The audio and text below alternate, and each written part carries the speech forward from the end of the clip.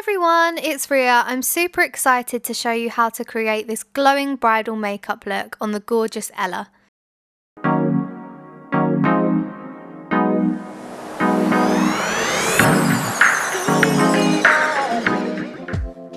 I'm starting by using the Magic Vanish, which is a super undetectable colour corrector. It's really great for adding a little bit of brightness to the face before you go in with any other complexion products. The formula is really thin, so it's great for under makeup as it's not going to affect how your foundation or concealer sits on top. You can definitely use your fingers for this product too.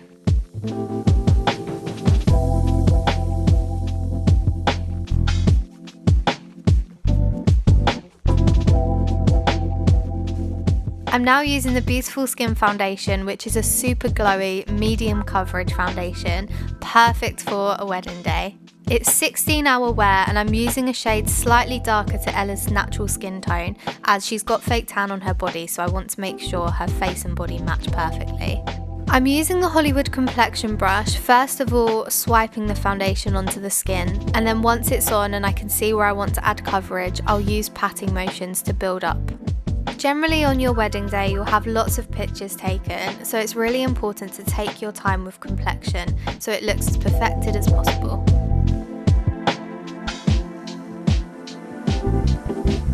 I'm now popping some Magic Away concealer on the back of my hand.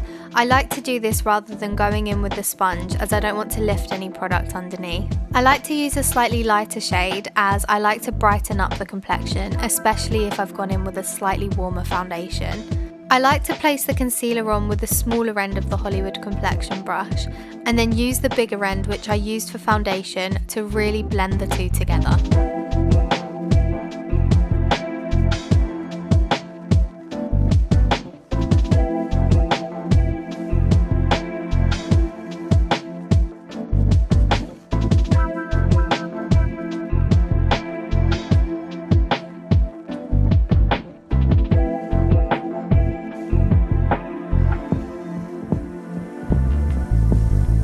Now we've got a blank canvas, it's time to add some structure back in with the Hollywood Contour Wand.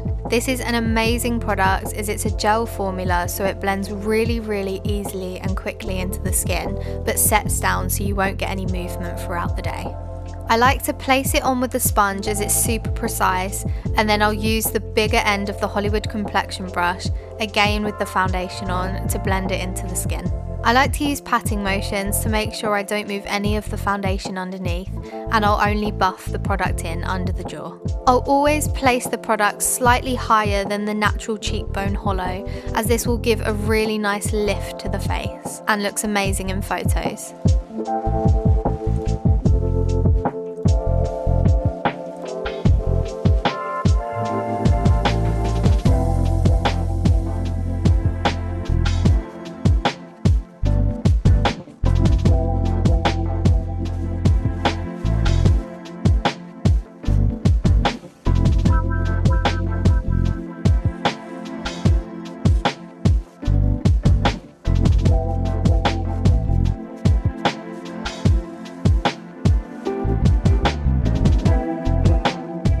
Now Ella's looking gorgeous and bronzy, we need to add some glow to the skin. So I'm going in with the Hollywood Spotlight Wand. This is such a nice product for on camera. It photographs so beautifully and adds a really natural glow to the skin. I'm also going in with a little bit of Peach Gasm at the same time and mixing the two together for this gorgeous dreamy blush. I'm using the same technique to blend these out as I did with the contour one. By stamping, you're not going to move any of the foundation underneath. I really love the formula of these as they set down so you haven't got to worry about them moving around your face.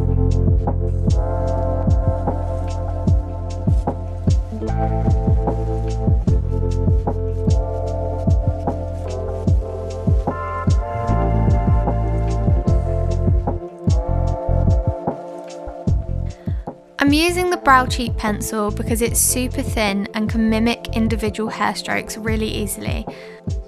I love the waxy formula because for any sparse areas the pencil really does grip to the skin.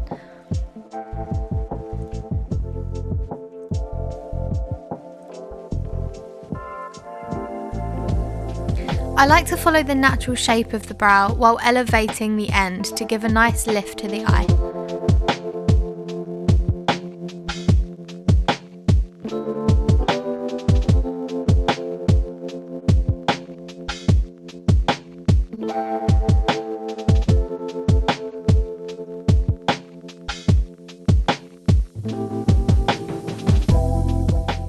Brows can really help to frame your face, so if you're not super confident with filling them in, you can always follow the brow compass.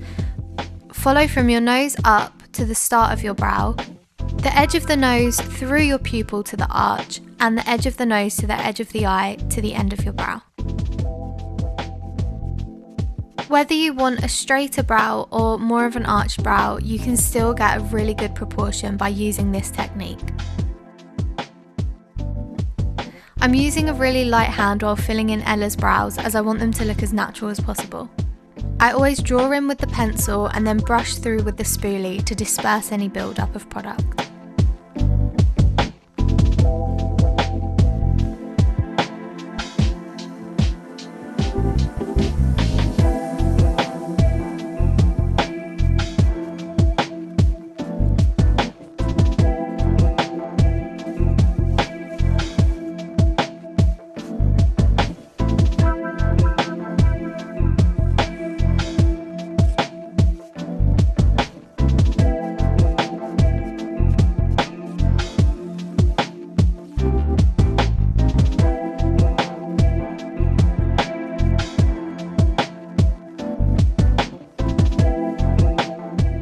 Once I've finished with pencil, I always go in with a little bit of brow fix to make sure the hairs are set in place for the day.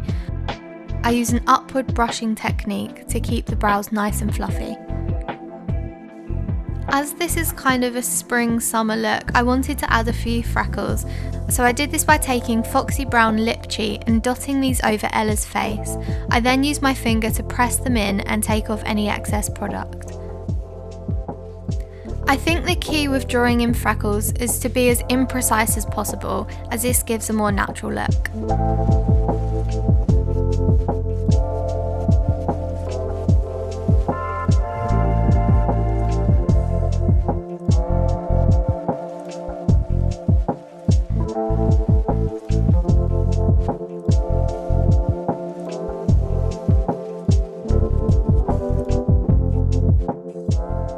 I'm now using this cream eyeshadow as a base for the eye look. I like to take just a little bit of this and buff it all over the eye to make sure that anything I put on top is really going to grip and last all day. I've chosen a colour that's very similar to the eyeshadow that I'm going to be using, but I could have chosen a nude base too.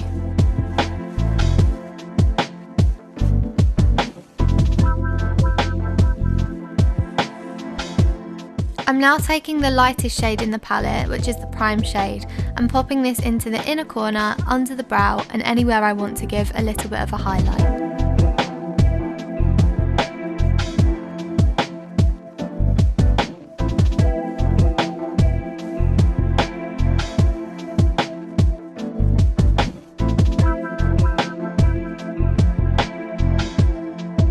I'm now taking the enhanced shade and patting this over the lid.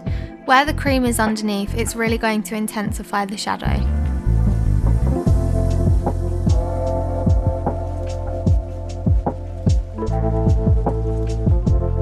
With the smoke shade, I really want to elevate and lift Ella's eyes. So I'm starting on the outer corner using circular buffing motions and aiming towards the end of the brow.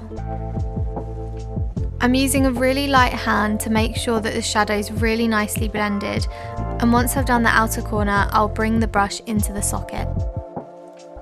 I really love bridal makeup to be really dreamy and diffused with no harsh lines.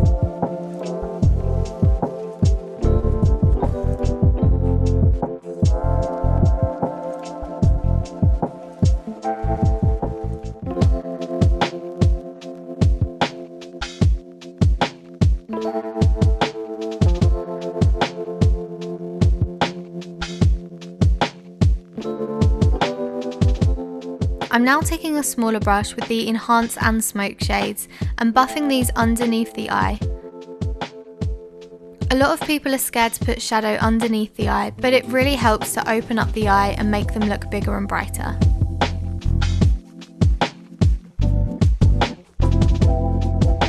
With my finger, I'm picking up the pop shade. Because this is a really creamy shadow, the best way to apply it is to press and drag on the lid.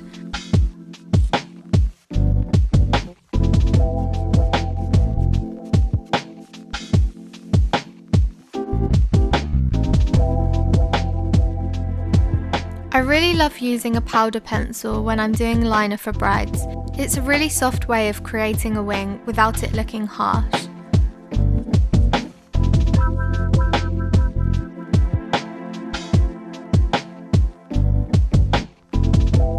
I've nestled the pencil in Ella's lashes to create the liner, and now for the wing I'm getting her to look straight ahead and following her lower lash line up and out.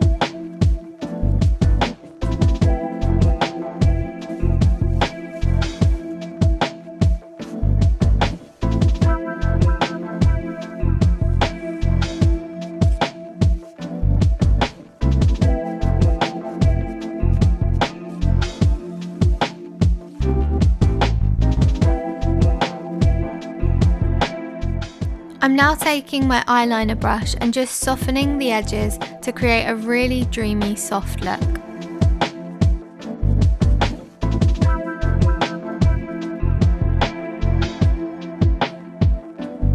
You can definitely do a shorter liner with this look, or no wing at all, but Ella really likes liner, so we've gone for a more dramatic wing.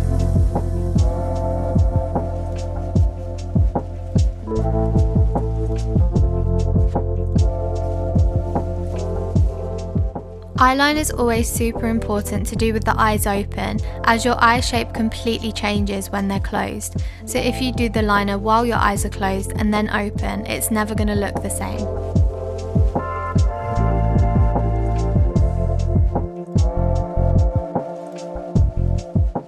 For brides, I love using individual lashes as I think they look the most fluffy and realistic. I'm then coating with full fat lashes to blend Ella's lashes to the fake ones.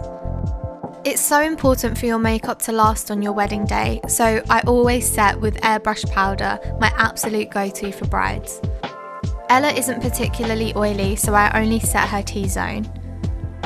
Now using lip liner, I'm just enhancing Ella's lip shape. Ella already has super full lips, so I'm just starting from the corners and working up to give her a full looking pout.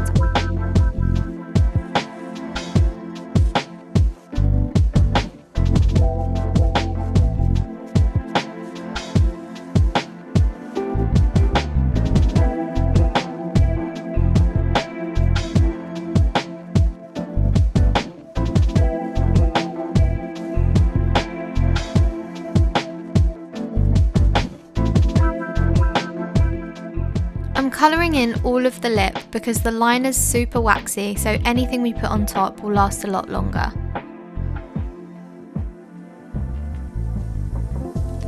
I love using a lip tint for brides as it adds another layer of super long lasting colour to the lip.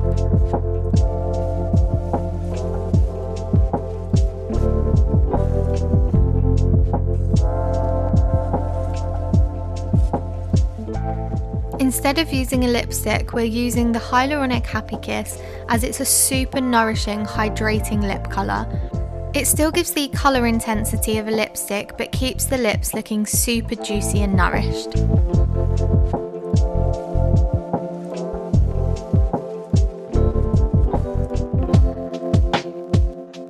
The final step is blush. I love using a really subtle pop of colour on the cheeks to give that gorgeous blushing bridal look.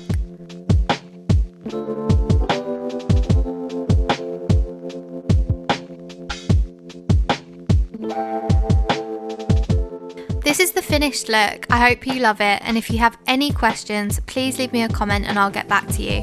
Lots of love, and I'll see you in the next one.